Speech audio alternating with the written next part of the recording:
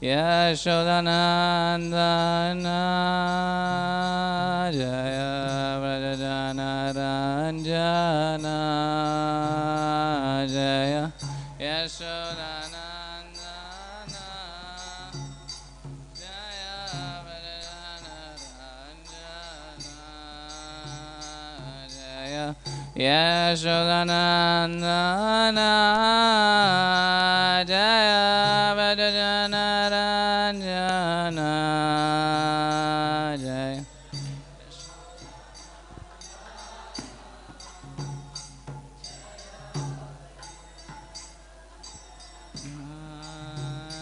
Jaya Yamunatiravanachari Jaya Gunjabihari Jaya Gunjabihari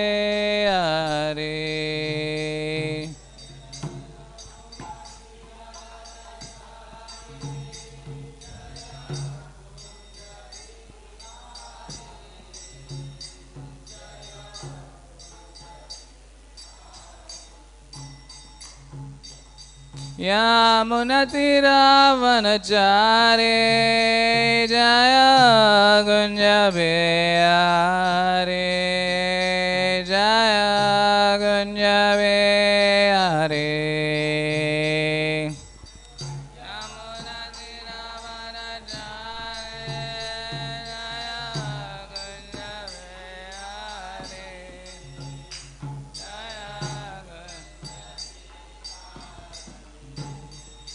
Jaya Radha Madhava Jaya Gunjabihari Jaya Radha Madhava Jaya Gunjabihari Jaya Radha Madhava Jaya Gunjabihari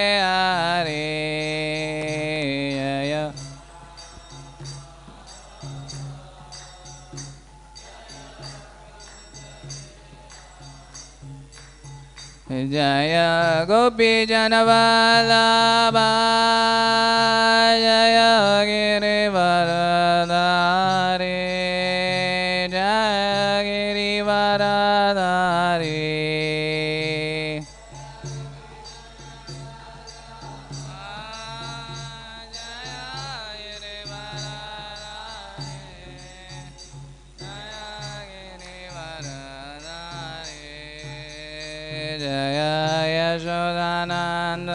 Yashodanandana Jaya Vrajanaranjana Jaya Yashodanandana Jaya Vrajanaranjana Jaya Yamunatiravanachari Jaya Gunjabihari Jaya Gunjabihari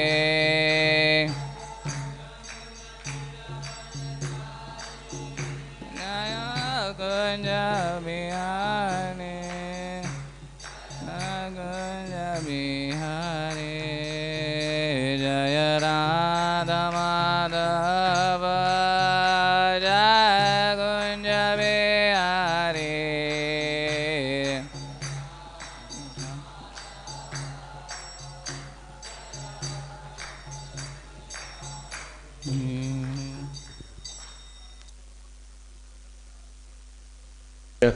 Astatara Sata Sri Srimad, His Divine Grace, A.C. Bhaktivedanta Swami, Srila Prabhupada Ki Jai, Nityalila Pravista Om Vishnu Pad, Srila Bhakti Siddhanta Saraswati Goswami Prabhupada Ki Jai, Ananta Kota Vaishnava Vrinda Ki Jai, Namacharya Haridas Thakur Ki Jai, Prem Seko Sri Krishna Chaitanya, Prabhu Nityananda, Sri Advaita Gadadhar, Srivasadi Gaura Bhakta Vrinda Ki Jai, Sri Sri Radha Krishna Gopa Gopanath Shamakunda Radha Kunda Giri Govardhan Ki Jai, Sri Vrindavan Dham Ki Jai, Sri Navadvip Dham Ki Jai, Ganga Mai Ki Jai, Jamuna Mai Ki Jai, Bhakti Devi Tulsi Maharani Ki Jai, Samaveta Bhaktivinoda ki jai. Sri Harinam Sankirtan ki jai. Srimad Bhagavatam ki jai. Gaura Premanandi. All glories to the assembled devotees. All glories to the assembled devotees. All glories to the assembled devotees. Gaura Premanandi. Om Namo Bhagavate Vasudevaya.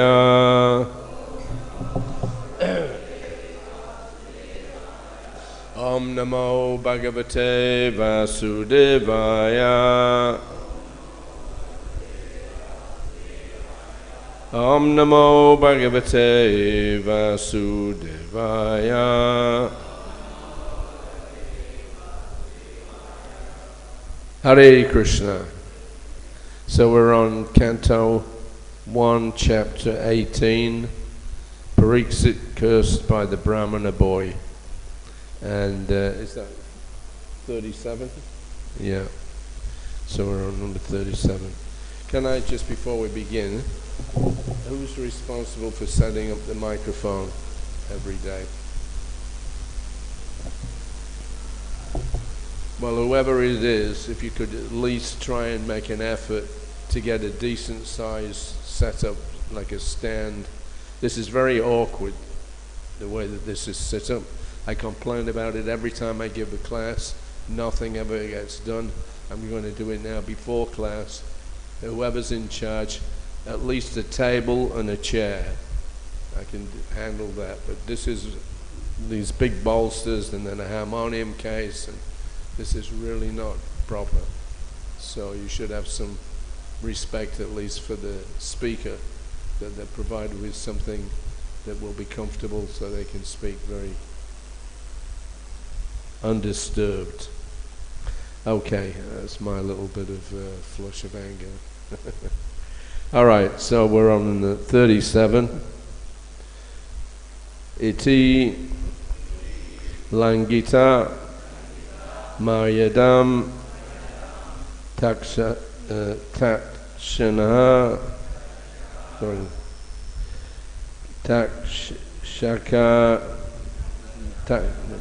takṣakaḥ saptame ahani daṅkṣyati sma kulāṅgāraṁ codito me tata-druham iti laṅghita-maryādaṁ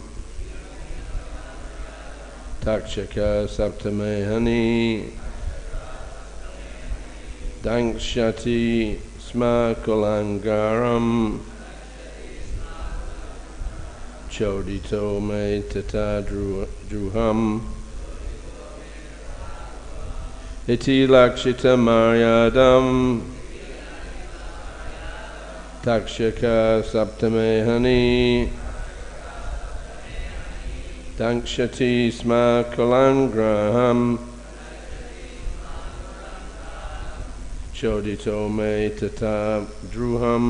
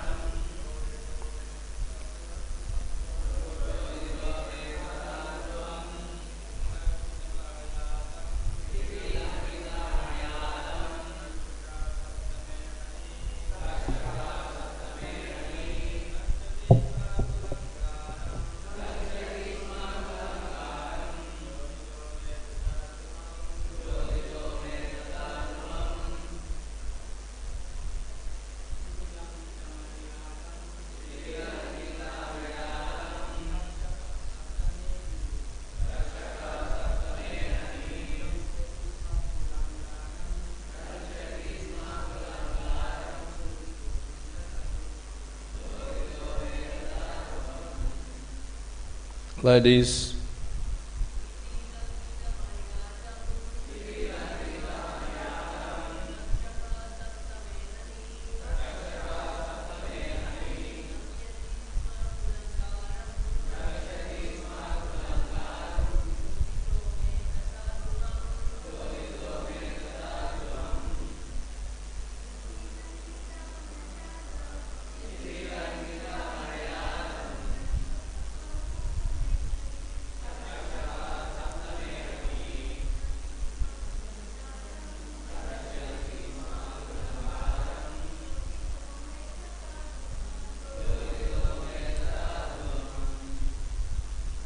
Iti laṅghita.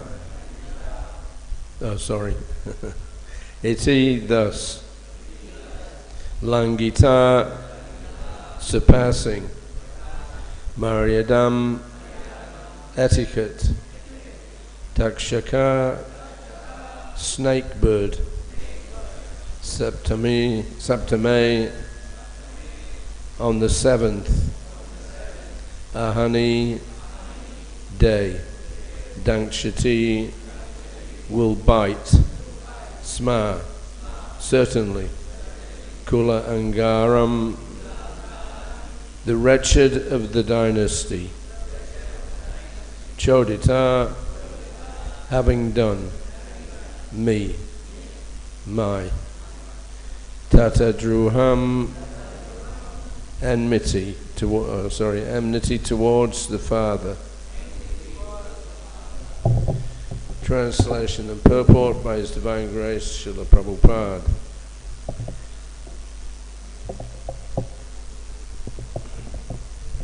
The brāhmana's son cursed the king thus: on the seventh day from today, a snake bird will bite the most wretched one of that dynasty, Mahārāja Parīkṣit, because of his having broken the law of etiquette by insulting my father. Please repeat. The brāhmana's son cursed the king thus: on the seventh day from today, a snake bird will bite that most wretched one of that dynasty.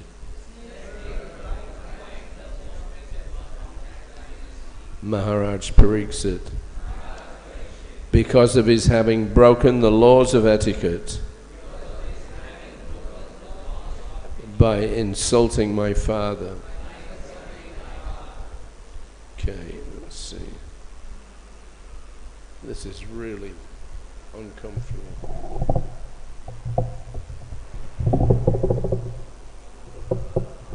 Well, what I need is the book to be closer to me. It should be about here.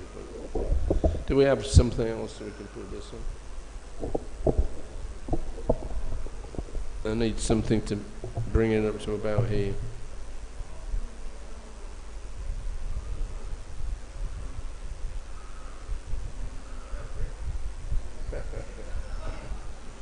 Maybe if you wrapped it in cloth.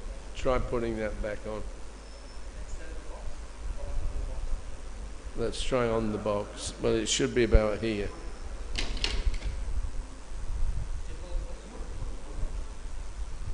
Who's actually responsible for these arrangements? Well, I'll just hold it up for you. That's not going to work. That's not practical. Because I'm going to be using this afterwards. In the meantime, I can hold it. All right, we'll try with what we got. But this should be. This is not going to work. It's not practical. It needs something stable. Yeah. All right. Let's try that.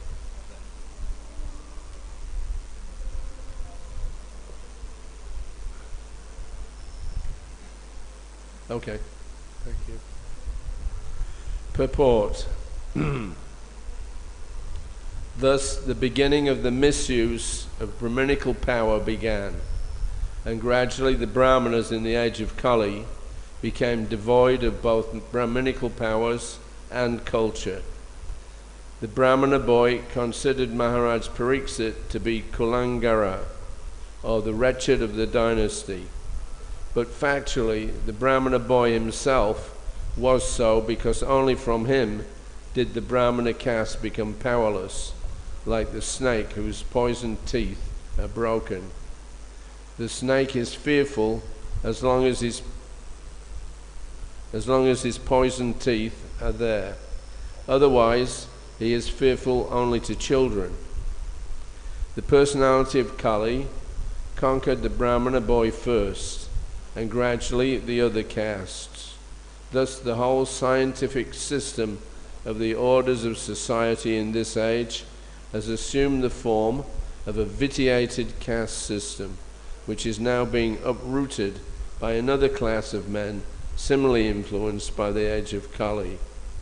One should see to the root cause of vitiation and not try to condemn the system as it is without knowledge of its scientific value. Okay.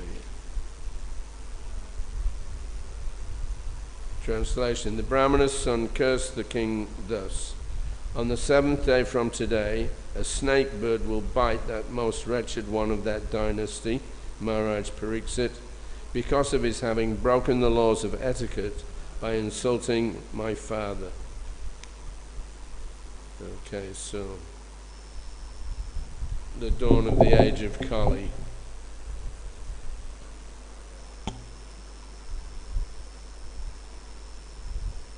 Before we go on, you boys, you're all visiting, or there's a group of you? Are you all local or are you visiting? Visiting from where? I can't hear you. From Indore, Prabhuji. Indore. Yeah. Okay, thank you. Welcome to Mayapur. Are you staying very long? 4 more days. All right, very good. Good. Just curious. Okay, so here we have the real beginning of Kali Yuga. As long as Mahārāja Parīkṣit was in power, then he was strong enough to hold back the personality of Kali and keep things in order. That means, proper order means keeping things within the varnashram system.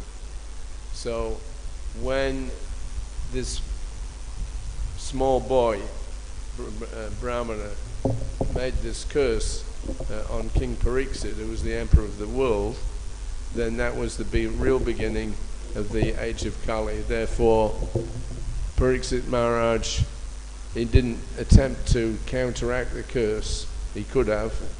He knew what had happened, but he didn't make any attempt to counteract it, because he knew everything has its time, and now it's time for Kali. Prabhupada also mentions in another place that the Kali Yuga, the real influence of Kali Yuga came in through this small boy. So he was at once unqualified because he was immature. So it's like they say, if you give a gun to a small child, you better be careful. The small boy who was supposed to be a brāhmana and made his claim as a brāhmana and actually had the power of a brāhmana at that point. Thank you. But actually he wasn't a brāhmana by quality. So this is one of the big problems in the age of Kali. People have no qualification, but they expect some respect or some special kind of favor due to their being situated in a certain strata of society. In South India, I remember reading about how the deities of Lord Ram were taken on procession, and people were throwing their shoes at the deity. In other words, showing that they reject the caste system. And the whole system from beginning to end now, it's not just the brahmanas that became corrupted, it began with them, and then after that, then gradually the other 3 castes all became fallen. So now you can't find anybody actually with the real qualities. Prabhupada was sometimes asked, especially in press interviews in India, he was sometimes asked about the caste system, because he would often quote this Chaturvarnyam maya shrishtam gunakama vibhagasa. So that brahminical position, it's by quality, not by birth. Prabhupada would say that this, it doesn't mention anywhere in the Bhagavad Gita about janma. It only mentions about guna and karma, the qualities that one works by. So, practically speaking, it's a distant memory for most people, the varnashram system. They don't know how it works, they don't know the scientific value of it in terms of ordering and organizing the human form of life. But it can be changed, and Prabhupada wanted to do that. I'm going to read a very short letter, if I can get this. In 1977, Prabhupada started talking about introducing the varnashram system. Yeah, thank you. Just give me 1 minute. So,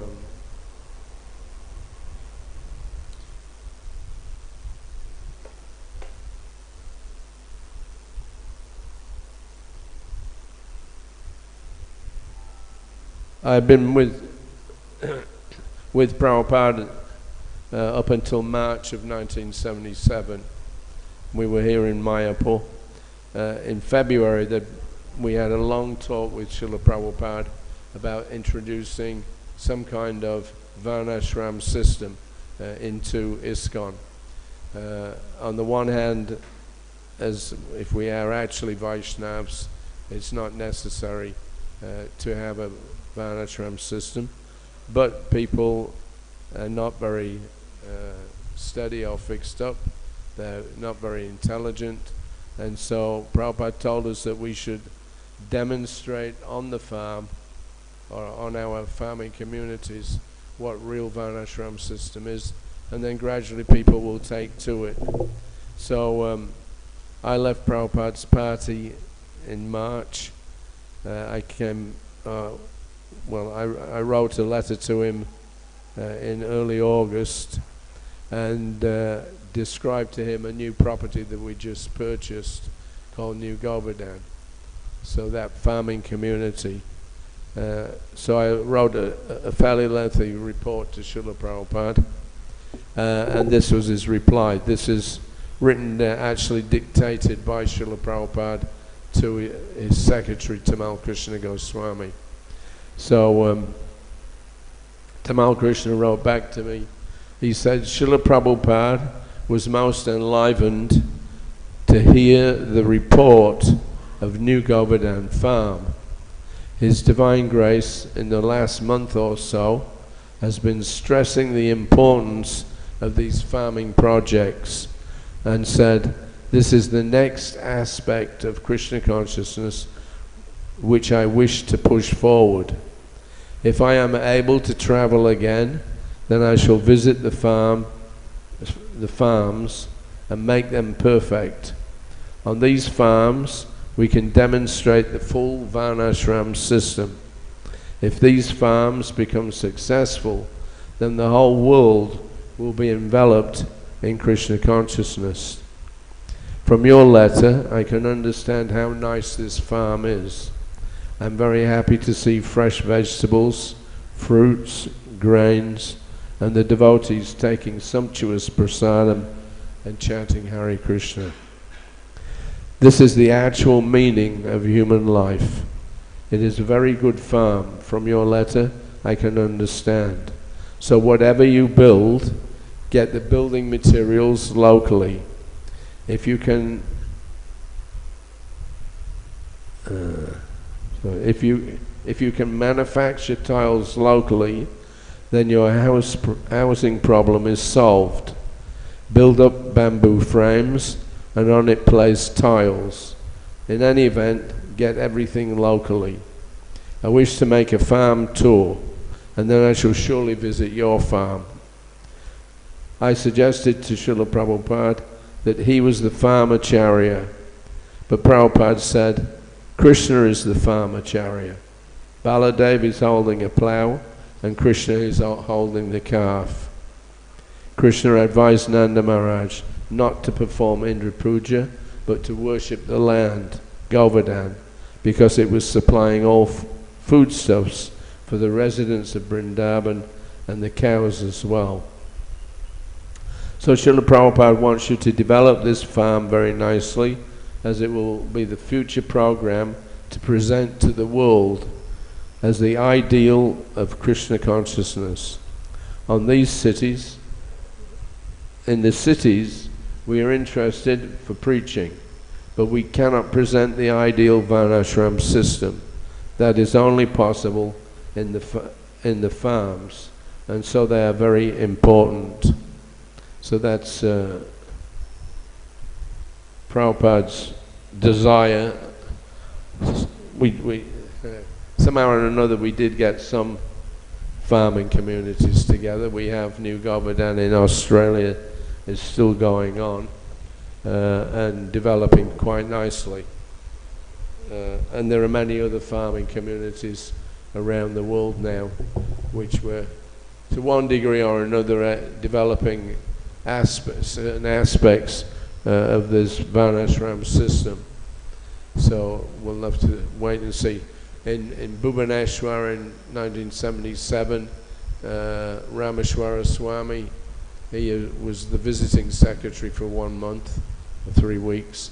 We'd just been to the Kumbh Mela in January, and then we came over to Bhubaneswar to do a foundation stone ceremony there. And then from there we came up to Mayapur. So in Mayapur here, one evening, I think February the 24th, we had a long talk about the Varnashram system and its introduction into ISKCON. And Prabhupada made it very clear that even if we were already qualified either as brahmanas or as Vaishyas, Vaishnavas, still we should show this Varnashram system so that people can see how to live simply with complete harmony with nature, and then we can demonstrate to others how to live properly. So Varnashram system is very important, but it has to at least have a head. In 1972, when I first joined in Sydney, I read an article by Karanda Prabhu. At that time, Karanda was he was the leader in ISKCON. He organized the BBT, the LA Temple, book distribution, etc. So he wrote an article where it was suggested, or he said he had been questioned, what about introducing the Varnashram system? So he said at that time we didn't have very much manpower, so to try to introduce a Varnashram system would be very difficult, if not impossible. But Prabhupada said that if we could at least make a few brahmanas, that would be sufficient, so that there's some direction and good advice for the rest of the population. However, within about 1 or 2 years after that, 1973-74, there was a series of talks that Prabhupada gave on a morning walk, several morning walks, about introducing Varnashram and introducing these farming communities. As Prabhupada saw, it was practical. In the early days, there were not very many qualified people, so he didn't push to try to achieve something which was not possible for us to do. But after a few years, he began to see the movement expanded like anything. From about 1970 or 71, the number of temples expanded from about 50 to over 108 when Prabhupada left. The number of disciples that Prabhupada had expanded. In 1970 it was about several hundred, 600 I think, and by the end of Prabhupada's stay with us, he had over 4,800 disciples. So there was this tremendous boom in ISKCON's development, in the early mid-70s. So as Prabhupada saw that increase in facility and manpower, similarly then the ideas that he had for preaching expanded with them. So he began to preach more strongly about varnashram and having that introduced into at least our farming communities. So in 77 then I got that letter. There were several other letters that Prabhupada sent out to other devotees saying the same thing. Abhiram Prabhu, he was with Prabhupada in mid-1977, and Prabhupada told him that I've only done 50% of my work. The other 50% is still to be done. So when he asked him what that was, Prabhupada said it's varnashram. So the varnashram system is meant to bring order and sanity to the human population. One of the symptoms of Kali Yuga is that people are insane, mental illness. Yeah, Prabhupada said that this is one of the big problems. It becomes very prominent in Kali Yuga, mental illness. People are crazy, they don't know why they're here, they don't know where they're going, they don't know the value of the human form of life, and as a result of that they do all kinds of unbeneficial works. So we see in the last couple of 100 years or last 150 years, there's been one war after another, and as men have become so-called more intelligent and have developed their weaponries, then the whole situation of the world has become very, very precarious. I just read an article yesterday by some big politician who was saying that actually at any moment, he said the whole world can be blown to pieces by this nuclear armaments. So that nuclear bomb, the use of it, people were actually thinking that, well, we'll never get to a point where we'll actually use it. Nobody's that crazy that they'll start throwing atomic bombs around. But now we've seen in the last few months, literally this last year, we've got one leader in Eastern Europe there who's attacked another section of their community, the Russians against the Ukrainians, and the end result is that they're openly talking that if you come, onto this piece of land, or if you cross the border here, then we'll be forced to use nuclear weapons. So they're actually even seriously talking. These are the leaders of the world. They're seriously talking about using tactical nuclear bombs to win wars. So the whole situation is very precarious, and it's actually just a result of madness. People have no brain for anything. So their driving force, of course, is anger. Yeah. Just as this brahminical, so-called brahminical boy, he became instantly angry. So anger is one of the most degrading of all the, let's say, negative qualities that a person can develop. When you become angry, then that anger covers over everything. All your intelligence is gone. As soon as you become angry, your consciousness becomes inflamed. Prabhupada says that anger, it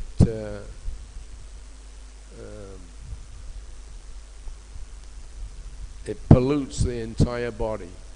It's not just, we say sometimes, oh, he's a hothead. Yeah, he's always getting angry.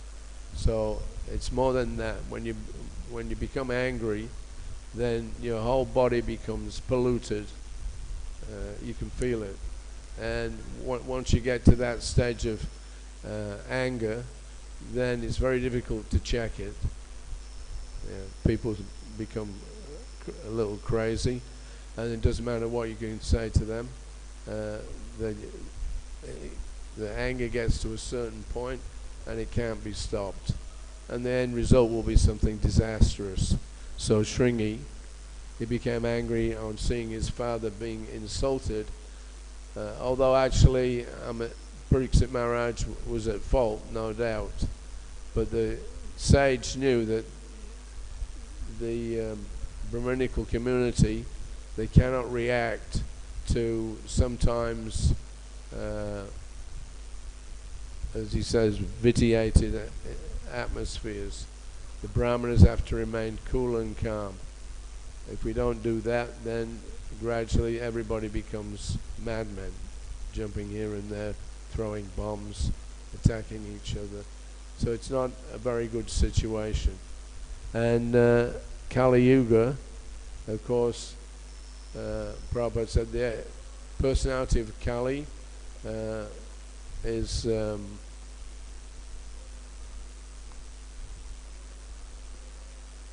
expands the influence of Maya.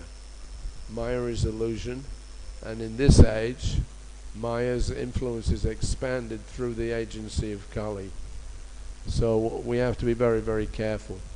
It's not to be expected that we can bring people to a point of perfection as it used to be with the Varnashram system, but at least we should be in a position where we can live peacefully together and make progress through this Varnashram system. If we don't do that, then there'll be a disaster, and that's what's happening nowadays. Everywhere you look, it's just the whole world is full of angry people. So we should know, if we, as Vaishnavas, if we become unnecessarily angry, then we're simply becoming victims of Kali, that's all.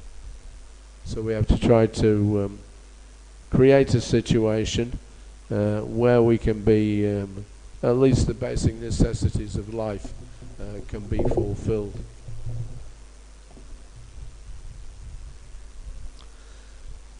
I'm going to stop here and ask for any questions or comments. Anybody have any questions? Well, let me get some of the visiting boys. You're here every day, so.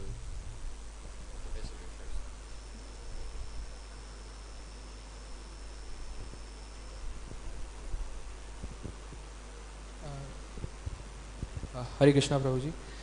Thank you for the class.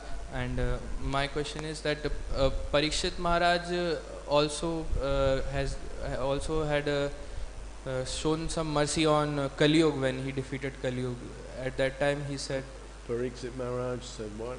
When Parīkṣit Maharaj fought Kali Yuga, when he saw that Kali Yuga was beating the cow, and so he said that where there is gold and all the four rules are broken, you will be present there. So at that time, when Parīkṣit Maharaj put that snake in the brahmana's neck, was it the effect of Kali Yuga? And also when the brahman boy gave the curse, this was also the effect of Kali Yuga, or something else in this? Say that last bit. What is the? What was that question at the end?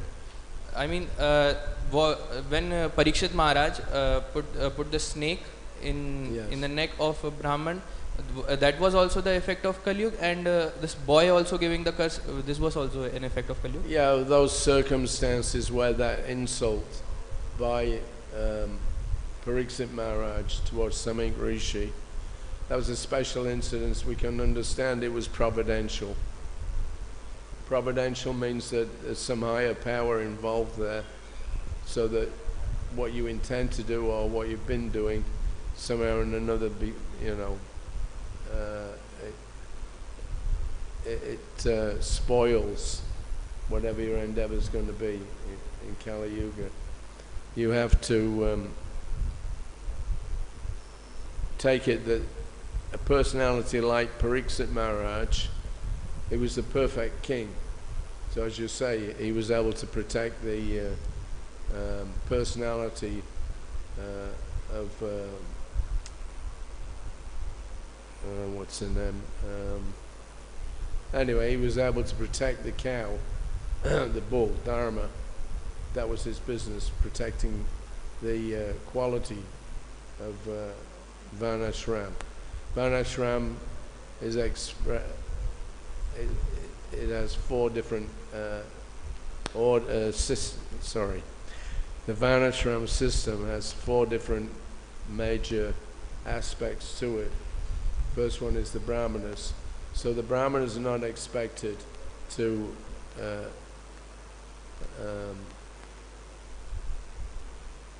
rather the brahmanas, the brahmanas and the kshatriyas, they work together cooperatively. So there has to be a good relationship between the brahminical class and the kshatriyas. The kshatriyas actually run society, but they do it on the basis of the advice that they get from the brahmins.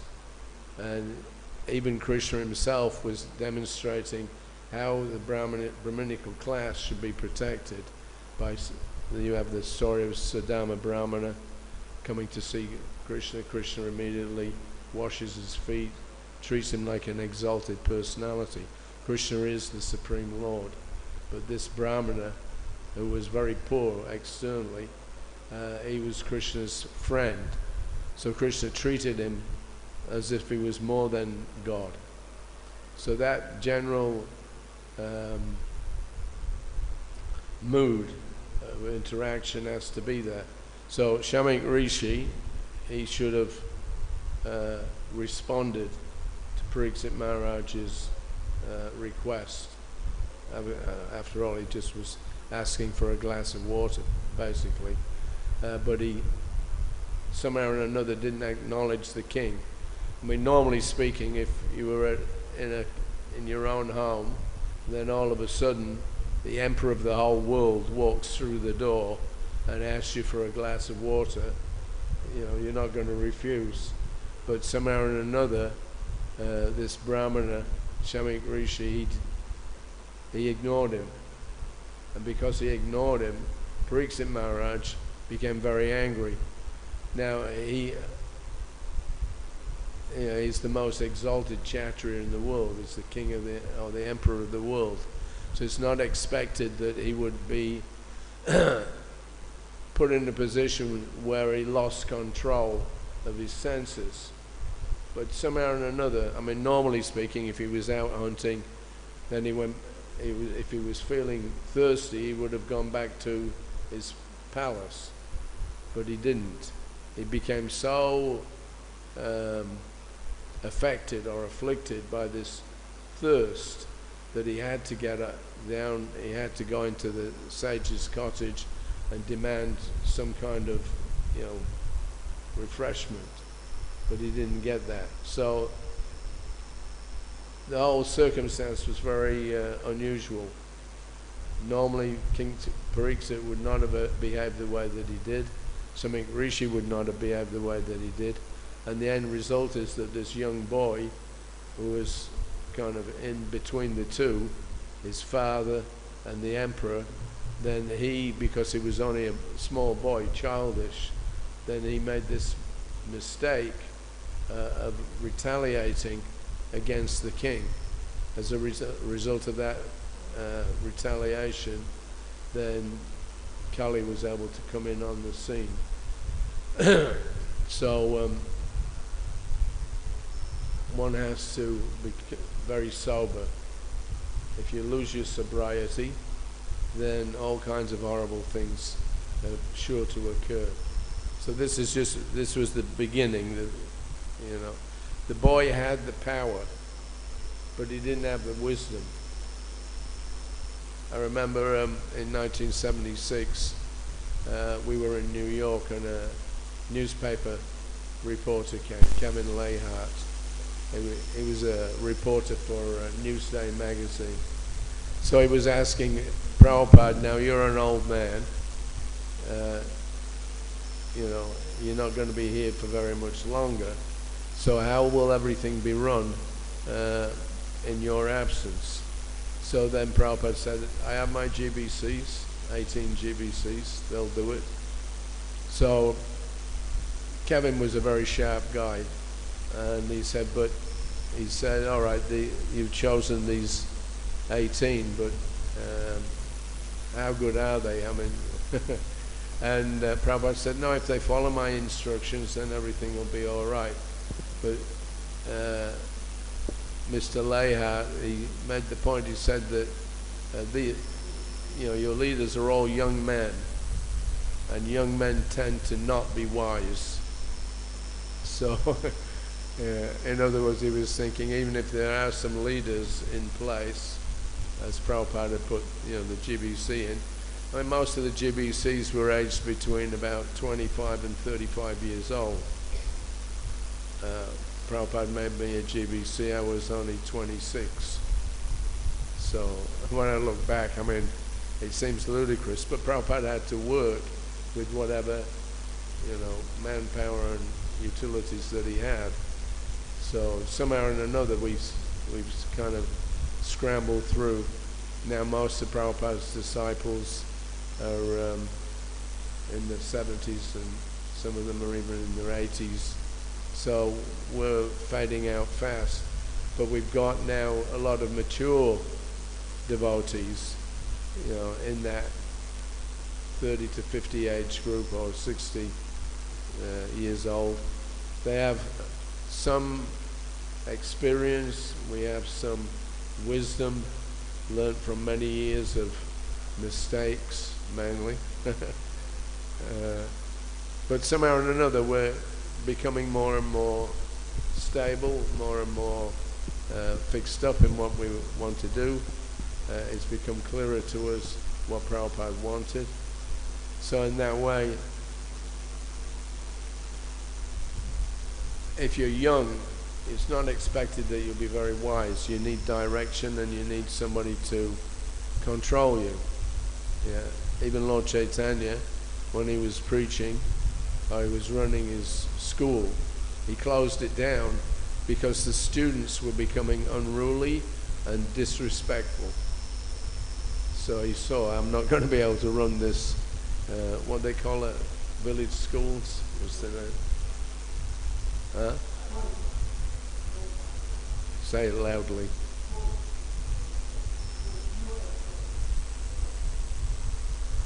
Anyway, there's the small village schools. Lord Chaitanya had a group of students, but when they saw that, when he came back after being initiated, and that they saw he was chanting Hare Krishna, and then later on he was chanting sometimes the names of some of the gopis, they became very critical. They themselves were very young and didn't understand really what was going on, but they became very critical and caused a disturbance, so much so that the school had to be closed down. A pat, is it? Huh?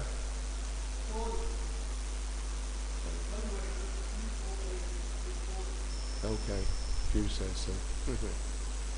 Yeah, anyway, so the point is that this man, he himself, this Kami newspaper guy, he understood that we were all very young, so don't expect too much from us.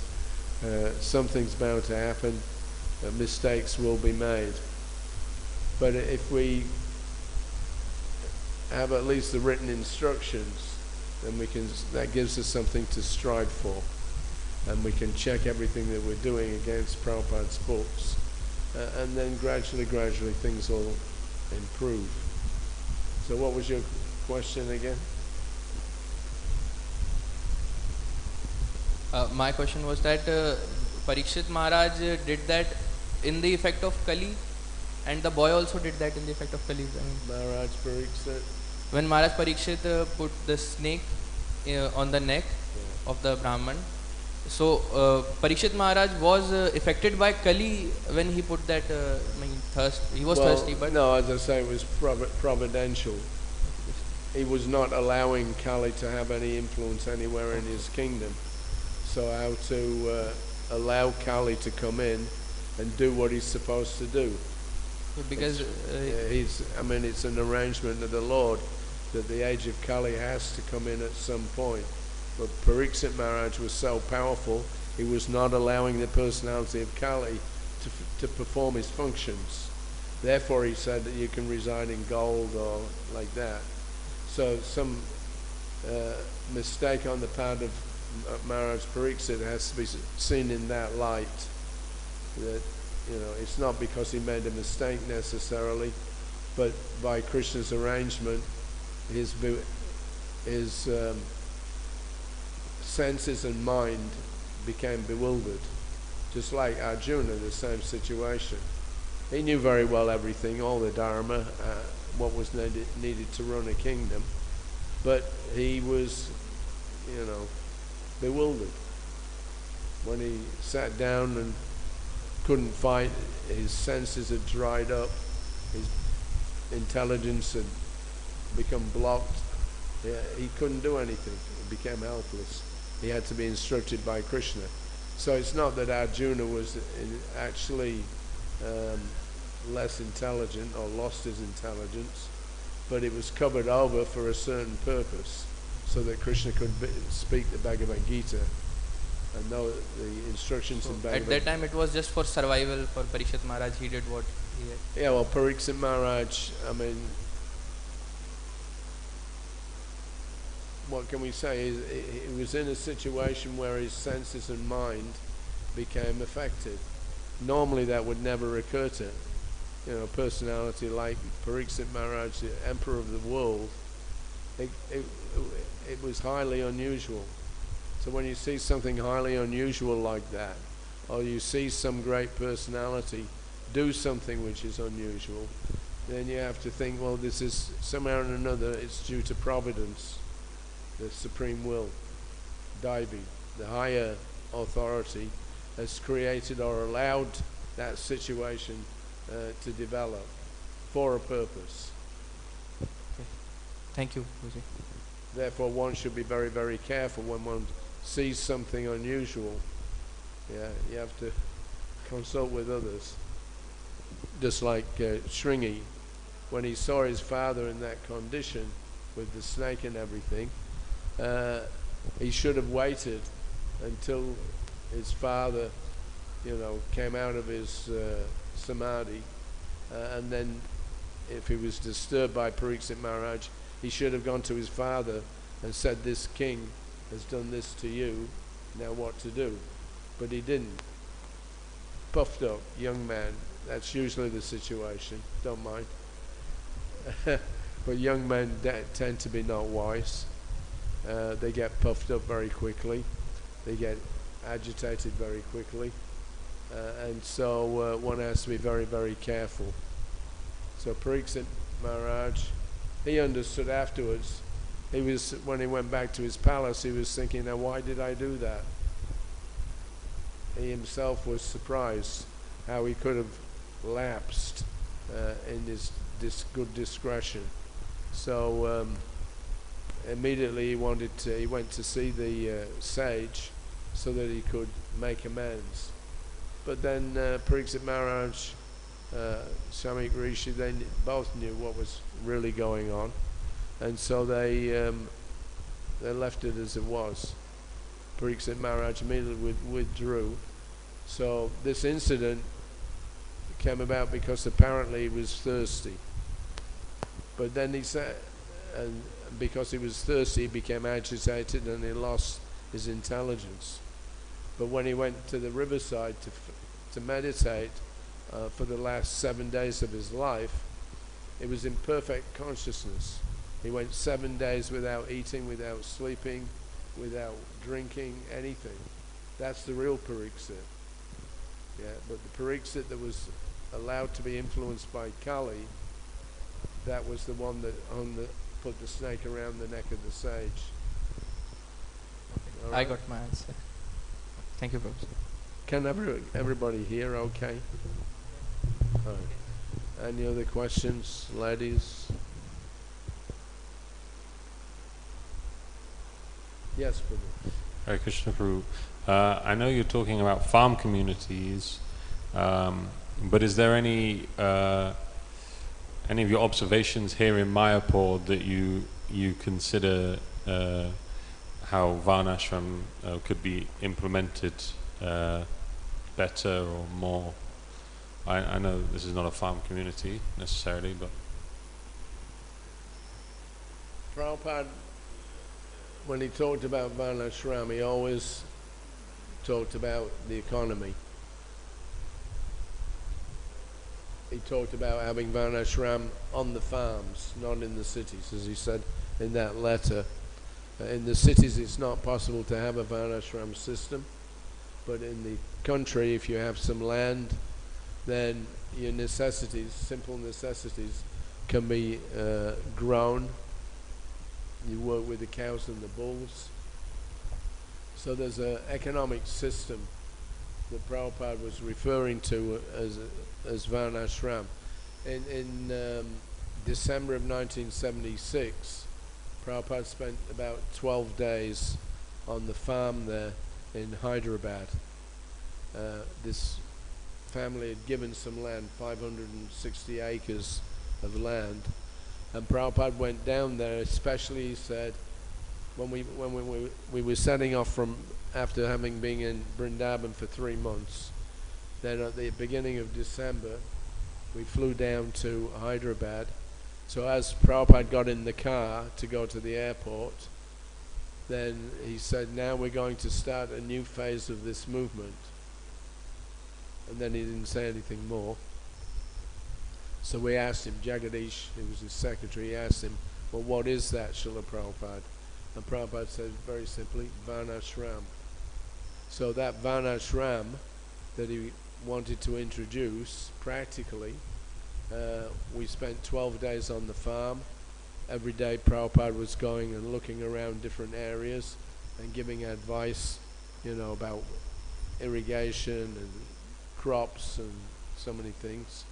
And his plan was that on 500 acres you could have, say, a dozen groups of buildings.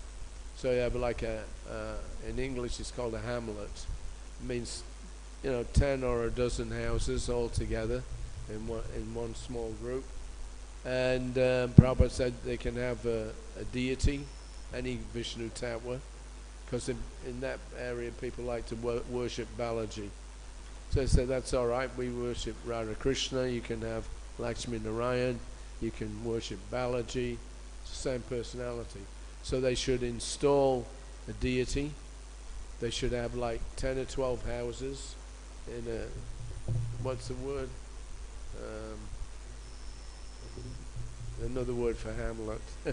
Anyway, the local villagers would be invited to come and intermingle with the devotees. So every evening Prabhupada told them, you have a pandal, chant the Hare Krishna mantra with the local villagers, advertise during the daytime, let them come at the end of the day. They can chant a little, then we'll give them some sumptuous prasadam, and in that way gradually they'll become purified. As they become more purified, they'll become more attracted to finding out why we chant, what chanting's all about, how to live as Vaishnavas, and they'll become attracted to do it themselves. So in this way then we'll offer them some land. So each family can have 1 or 2 acres of land, which is sufficient for all their economic needs. And in this way, that was it, that was his plan. Very simple, not complex. But somehow or another we haven't yet discovered how to implement it. But Prabhupada's idea was not, grandiose. That will develop as it may. But at least for our stage of development, like here in Mayapur, we should be having at least some areas where we're growing crops, we're using the cows and the bulls. That's the basic requirement. You can't have a society without an economy. I mean, we talk about, the whole world being simply after economic development, and we tend to be negative about that. But the fact is that any societal system, it has to have a good economy. Without the economy, you can't do anything. So we have to figure out how to create a varnashram economy. And then on the basis of that shared wealth, instead of having paper money or plastic money nowadays they've got, you grow your crops, you breed your animals, cows and bulls, etc. And you take what you need for your own living, and whatever extra that you have, you barter. So you've got some silk cloth, I've got some wooden straw mats and whatever. Everybody's got something. So you begin to trade amongst yourselves. That way then your economy remains within doable amount. Yeah, you have a good economy, but we don't need an economy that requires us to have the latest iPhone, or the latest computers, or now the latest electric motor cars.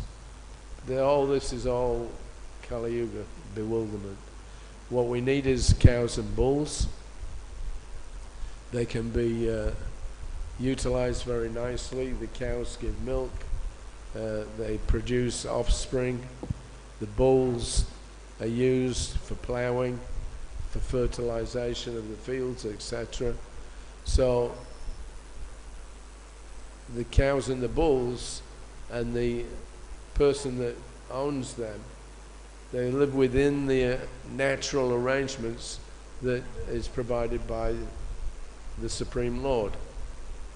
Yeah, that's the main thing about Varnashram, is that you are recognizing your dependence on what Krishna provides. There's nature, there's man, there's the land, and there's a natural link up. The men with the cows and bulls develop the land to their requirement, and in that way the human society is wealthy, as we read about in the Vrindavan Leelas. Cowherd boys, cowherd men, they live very, very happily, but very simply. You don't need anything complex. So how far we can go with that, let's see. But it's not going to be easy. We've had 200 years now of industrialization. Industrialization has destroyed the planet practically. Men's greed and anger is expressed through their acquisition of so-called, utilities that are actually useless. Nobody needs them, but everybody's got this thirst, this same thing, they're overheated. Yeah, we must have this, we must have that. We've got to keep the economy going. They're killing millions of animals every day. Not just cows, sheep, pigs, birds of various kinds, chickens, ducks. So the whole system that we have for our economy is completely it's demonic. We don't need any of it, but we've been told that without this, how will you live? Without they've created things in such a way that without a motor car, then you can't even go and get your buy your foodstuffs. When I moved to America in the early 90s, I saw that all the shops, instead of being all in one place, like they are in India, they tend to group together. But in America, you have to, just to go and get a bottle of milk, you have to drive 10 miles down the road. So it's a horrible system. Varnashram system is very simple. So what we want to do is to demonstrate how to live naturally, compacted together, small groups, and grow your crops, look after the cows. That linkage is there between the land, the owners of the land, the cows and other animals, but mainly it's centered around worship of the Supreme Lord. That we recognize that whatever facilities that we've got, whatever we can grow, this is all by the mercy of the Supreme Lord. And therefore it's mentioned by Krishna in the Bhagavad Gita, that this, what's the verse? Pajanya. You get rain from sacrifice. So you do your sacrifice, chanting Hare Krishna. The result of that will be that you'll get sufficient rainfall, and that rainfall will enable you to develop the land with the crops for the food that you need for eating and survival. It's a simple system, but it depends on man recognizing his dependence on nature and the controller of nature, Krishna. If we don't recognize that dependence, then we're in big trouble. So nowadays people think, due to science, so-called science, that we're not dependent on anything except ourselves. If we don't have any water coming from the sky, then send some aeroplanes up into the sky. They do what they call seeding. There's some chemicals that they spray into the clouds, and that chemical, the way the chemical works, it bunches up the rainfall and forces the clouds to shed water. So artificially they get water from sending aeroplanes up in the high atmosphere, and that will bring. They think that will bring water. So anyway, the idea is that modern man, they don't see themselves as being dependent. They think they're independent. They can do whatever they like. There's no God in charge. We are, ourselves in charge of everything. So it's a horrible situation. So last couple of 100 years, this has been the situation. And as long as we continue to maintain the industrial complex, or industrial military complex, we're always going to have problems. It's going to be it's very impossible actually to have a varnashram system. But on a small scale we may be able to do it. Did that answer your question?